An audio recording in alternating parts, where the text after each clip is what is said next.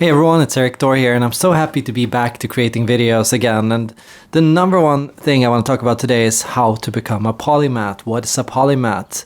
A polymath is somebody that has a wide range of skills and expertise. That means a polymath is not a jack of all trades. A jack of all trades knows a little about everything, but a polymath is an expert in at least 2 or 3 different fields. That means that they are widely experienced in specific areas, and that's the difference. An omnimath knows everything about everything, an expert on all things, but an omnimath does not exist. So let's start with how to become a polymath. Number 1, don't do it all at once.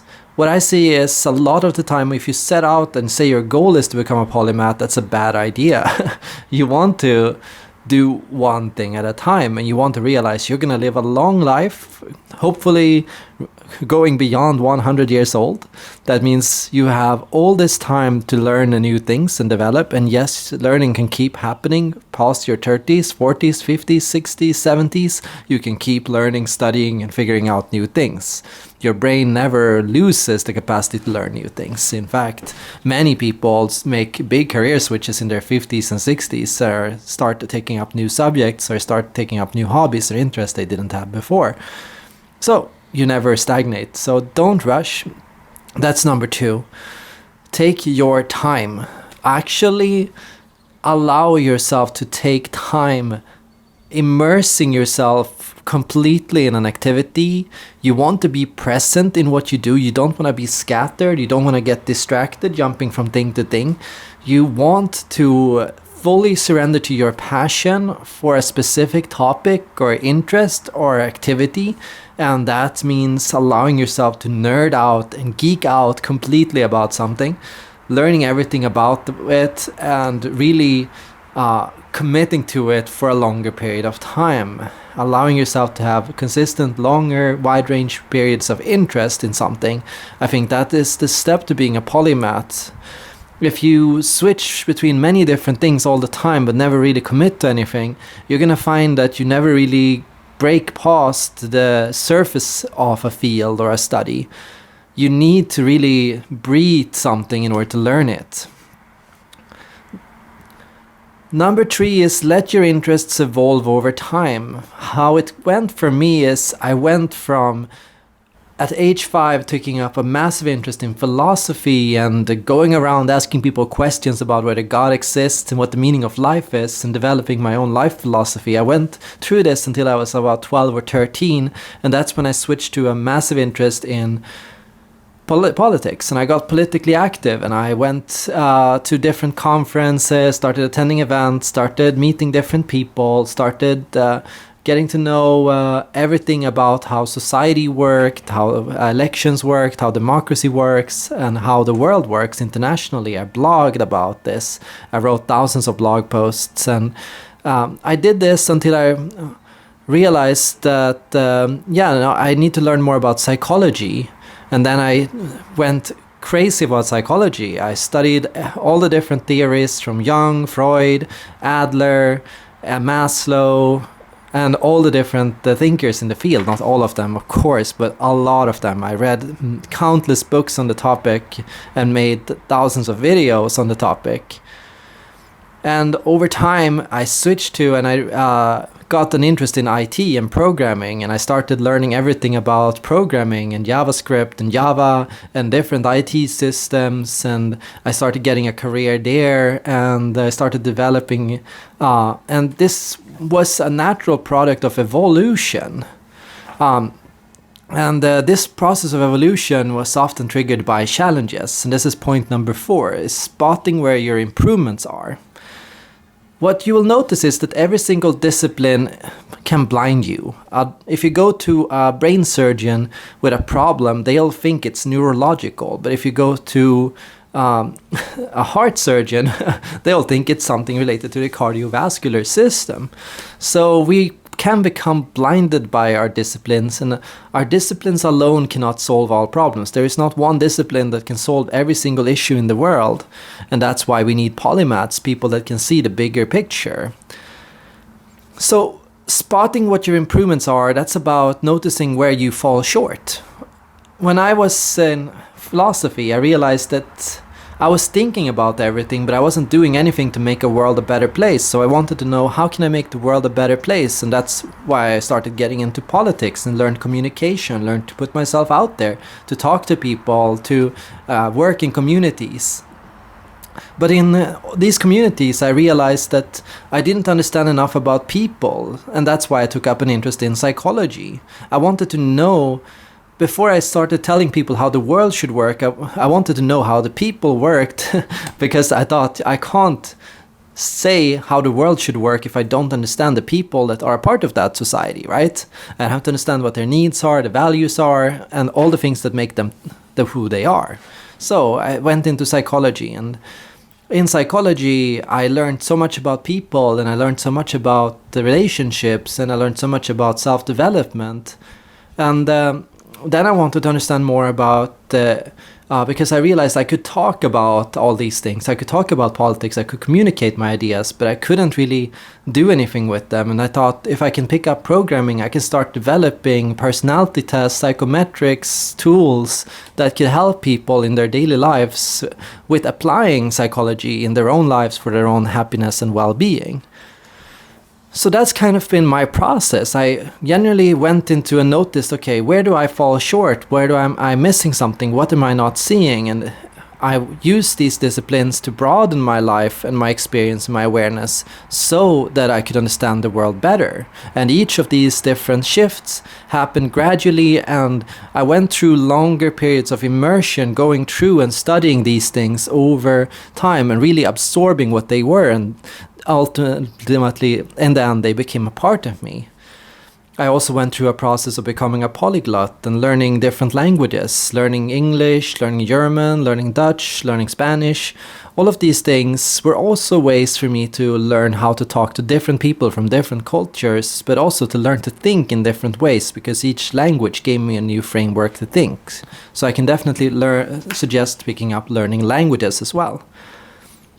And point number 5 is, don't listen to other people. All my life, people have been telling me, Erik, you shouldn't do this. Oh, Erik, you shouldn't go into politics. What's the point? Oh, Erik, you shouldn't go into psychology.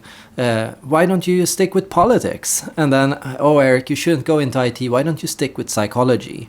So people have been telling me all my life, you can't do that. You should stick to one thing and do it for the rest of your life.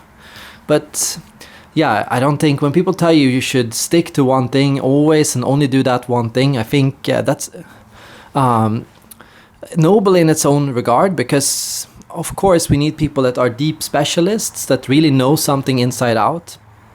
But I think that people underestimate what you learn from looking at things from multiple perspectives. And in this world where everyone seems so narrow-minded and so superficial and so polarized, we need people that can see things from multiple perspectives. At least that's my opinion. Point number 6, I think this should happen early.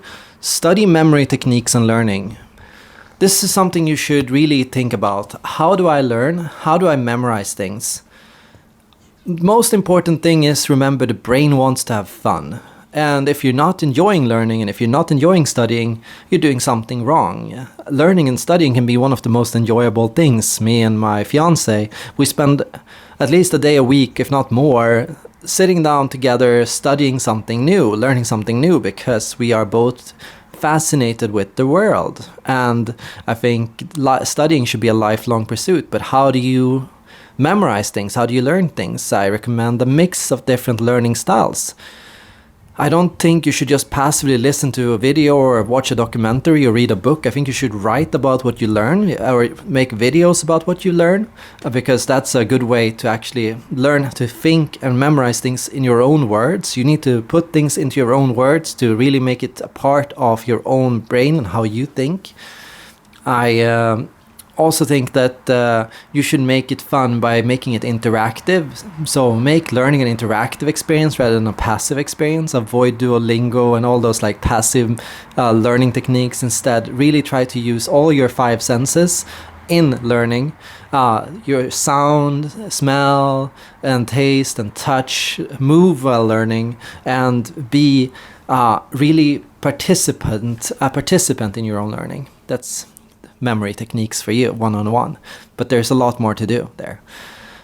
Number 7, I would say work on integrating different fields together, because if you, over time, as you become a polymath, you'll notice that you can become a bit scattered, in the sense that you'll have your psychology self, you'll have your politics self, and you'll have your philosophy self, but you won't have them all together as one, and you want them all to become integrated into your daily life. You don't want to live with multiple versions of yourself. You want them all to blend together. And here it's very important to blend perspectives from different fields, to recognize how philosophy, politics, programming, and psychology can all converge and assist you in your daily life. And here it's about drawing dots and learning to apply different mindsets to each other's. How would a programmer structure or code out human psychology or neuroscience? How would you use or apply something like psychology to carve out or craft a political idea of what kind of ideal society we should live in, or how schools should work, right? Try and integrate them together to make them a part of your cohesive sense of self and who you are. Bring it all together. Number 8, I would say make a lot of friends. A lot of friends that are very different to you. Doesn't matter who they are, what background, what age. They can be younger than you, they can be older than you, they can be from any culture, they can come from any political background, from any scientific background. Get a lot of friends and really try and make an effort to go out and talk to people and to get to know people and who they are and what things they know and where they come from. And ask a lot of questions. That's point number 9. Ask a lot of questions. Listen more than you talk. Really sit time down. When I meet people, I listen more than I talk, because I want to learn about that person. I don't need to talk because I already know my own voice and I already know what I think, but I don't know what they think. So I try as much as possible to really get to know the other person and how they think, because that's where I can learn. And it comes down to asking good questions, open-ended questions. The best thing you can say is, tell me more about that. Can you explain more about that? How did you see that? Or where did that come from? Or why did you do that? Or where did that go? Where are you going right now, like, with this? Like, really get people to elaborate and expand and explain. And point number 10, I would say, is learn by doing.